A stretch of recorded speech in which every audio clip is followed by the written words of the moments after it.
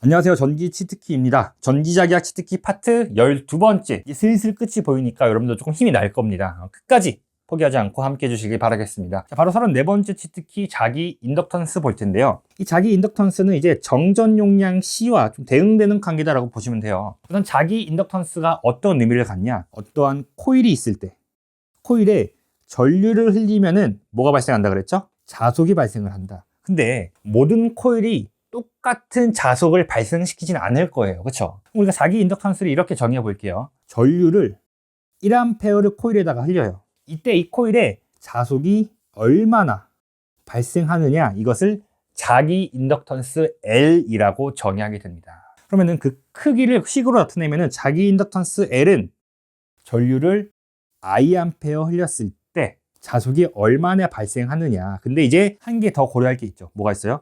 권수비가 있죠. 권수비. 그래서 여기 앞에다가 n을 곱해주면 되겠습니다. 단위를 헨리라고 쓸 거예요. 헨리. 그리고 이 공식을 Li는 n파이다라고도 정리할 수 있겠죠. 이거 굉장히 중요한 공식입니다. 자, 그리고 이번엔 이렇게 변환시켜 볼 거예요. 우리가 파이를 L분의 μsn i라고 앞에서 배웠습니다. 기억나시나요? 자기 회로 시간에 배웠죠. 이것을 여기 파이에다가 대입을 하면은 이렇게도 변환할 수 있겠네요. L은 L분의 μ Sn 제곱 이렇게 식이 정리됩니다. 단위는 헨리가 되겠죠. 이 자기 인덕턴스에 대한 식 두 가지 기억해 주시면 되겠습니다. 화면을 한번 정리하고 세 번째로 볼 식은 코일에 발생되는 전압, 유도기전력인 거죠. 우리가 유도기전력 앞에서 노이만 형님께서 마이너스 n dt d파이라고 했었죠. 자, 그런데 여기 재밌는 게 있네요. 위의 식을 보니까 n파이는 뭐다? li다. 여기서 우리가 n과 파이 대신에 li를 대입해주자. 자, 그럼 마이너스 l dt di 이렇게 쓰면 되겠죠. 이것을 l에 대해서 정리하게 되면은 뭐가 되죠? 마이너스 2 di분의 dt라고도 쓸 수 있겠네요. 마저 정리해 주시고요. 마지막으로 이제 인덕턴스에 축적되는 에너지. 자, 이 정전 용량에서는 뭘 배웠냐? 콘덴서에 축적되는 에너지, 정전 에너지를 배웠죠. 정전 에너지, 이번에는 이것을 우리가 인덕턴스에 축적되는 에너지, 다른 말로는 자기 에너지라고 표현할 거예요. 공식 기억날지 모르겠습니다. 콘덴서에 축적되는 에너지는 2분의 1 CV의 제곱이었죠. 자, 그럼 인덕턴스에 축적되는 에너지 W는 이렇게 합니다. 2분의 1 LI 제곱 써주면 되겠네요. 그리고 LI는 n파이라는 공식을 통해서 정리해 보면 이것을 이렇게 바꿀 수도 있겠네요. 2분의 1 파이 ni 이퀄 2분의 1 L분의 n파이 제곱이다. 자, 지금 당장 이 세 개를 외우려고 애쓰지 마세요, 여러분들. 우리는 우선 이것만 가지고 가는 거죠. 그리고 이 세 개를 기억했다면은 여러분들이 이 뒤에 있는 것들은 쉽게 나중에 천천히 챙겨갈 수 있을 것입니다. 단위는 줄이라고 써주겠습니다. 정리해 주시고요. 다음 내용 같이 한번 보겠습니다. 35번째 치트키는 상호 인덕턴스입니다. 우리가 방금은 뭐 했냐? 자기 인덕턴스, 즉 코일이 한 개 있을 때 자기 자신의 전류를 흘렸을 때 발생하는 자속의 크기를 정의하기 위해서 자기 인덕턴스를 했죠. 그런데 만약에 이런 회로가 있다고 할게요. 철심이 있고 코일을 이렇게 우리가 여러 개 감았어요. 옆에도 여러 번 감았어요. 지금 코일이 두 개가 생겼죠. 자, 그러면은 여기에 전류를 흘리면은 자속이 발생을 할 텐데요. 이 자속이 발생을 하면은 여기 두 번째 코일에도 지나겠죠. 근데 두 번째 코일에 자속의 변화가 생기면 뭐가 생기죠? 전류가 생기겠죠. 그럼 전류가 생기면 또 뭐가 생겨요? 자속이 생기겠죠. 이런 식으로 굉장히 복잡한 관계에 있다는 겁니다. 이때 서로의 관계식을 한번 정리해보자라는. 그래서 이제 상호 인덕턴스라고 하는데, 한쪽 코일의 전류가 변화할 때 다른 쪽 코일의 유도기전력이, 즉 전류가 발생하는 현상을 상호 인덕턴스라고 하고, 너무 복잡하게 가지 않을게요. 이 내용은 파면 팔수록 복잡한데 공식이 너무 간단해요. 상호 인덕턴스는 우리가 M이라고 쓸게요. M. 그리고 그 공식은 잘 보세요. 코일이 두 개였죠. 그럼 권수비가 두 개겠죠. 첫 번째 코일의 권수비 분의 두 번째 코일의 권수비 곱하기 자기 인덕턴스인데 이게 중요해요. 자, 분모에 있는 친구의 숫자를 그대로 가지고 옵니다. 그 말인 즉슨 이렇게도 쓸 수 있다는 겁니다. 두 번째 코일의 권선수 분의 첫 번째 코일의 권선수에다가 자기 인덕턴스인데 어떤 거 분모랑 같은 숫자 이렇게 써달라는 거예요. 이게 상호 인덕턴스의 크기고요. 단위는 헨리가 됩니다. 그리고 두 번째로 이 상호 인덕턴스를 이렇게도 정의할 수 있습니다. 상호 인덕턴스 M은 K 곱하기 루트 L1, L2. 자, 이 K는 도전율이 아니고요. 우리가 결합계수라고 부를 거예요. 결합계수는 무슨 의미냐? 두 코일이 자기적으로 얼마나 결속력이 강하냐를 나타내는 것이죠. 그럼 결속력이 완전하다, 퍼펙트하다. 그럼 K가 얼마다?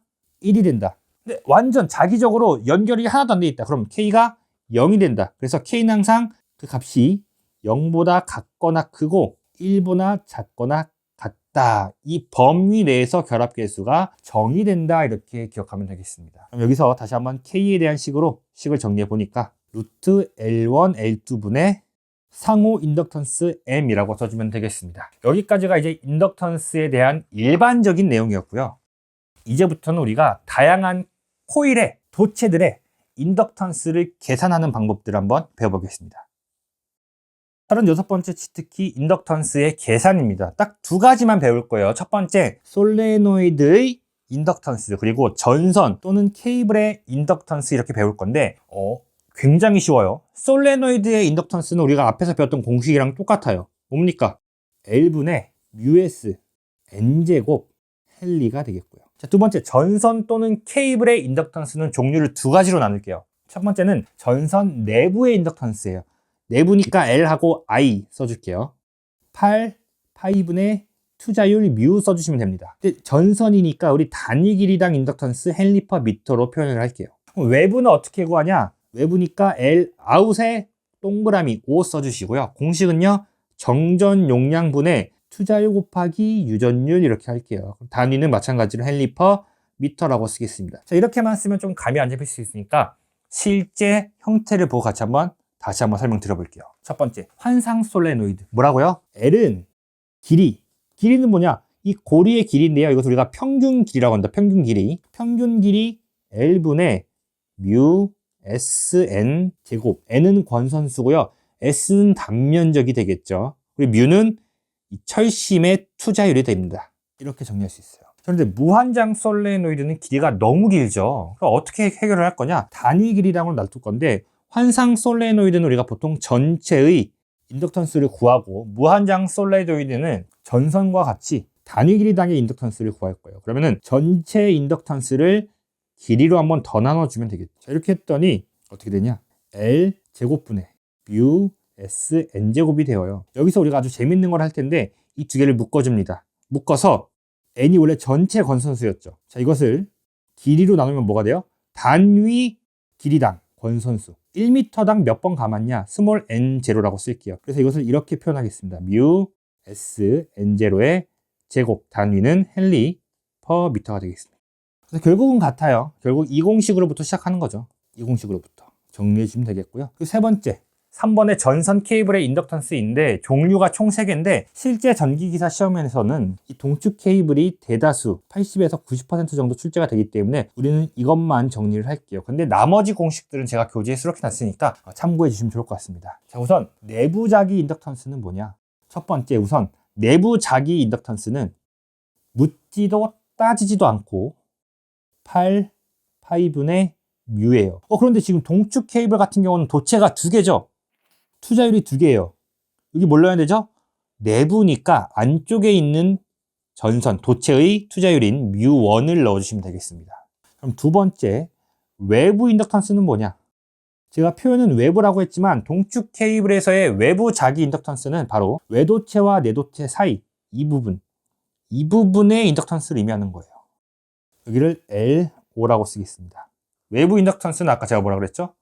C분의 뮤 엡실론인데 여기 지금 외부의 투자율이 몇이에요? 뮤2죠, 뮤2. 그러니까 여기다가 뮤2라고 쓰면 되겠네요. 그리고 동축 케이블의 정전 용량 값을 대입을 해서 정리를 해보니까 2파이분의 뮤2 ln a분의 b가 된다. 그리고 전선 같은 경우는 모두 단위 길이당이기 때문에 단위가 h 퍼 미터, 여기도 헨리 퍼 미터라고 써주면 되겠죠. 만약에 문제에서 내부 인덕턴스와 외부 인덕턴스 2개를 모두 해라 그러면은 1번 더하기 2번을 하면 되고요. 근데 보통은 이런 거 문제를 물으면은 웬만하면 외부만 구해서 정답을 골라주시면 됩니다. 문제에서 특별히 내부에 대한 언급이 없다면은 외부를 묻는 것으로 우리가 파악을 하고 대입을 하고요. 문제에서 내부를 묻는다. 그럼 8파이분의 뮤.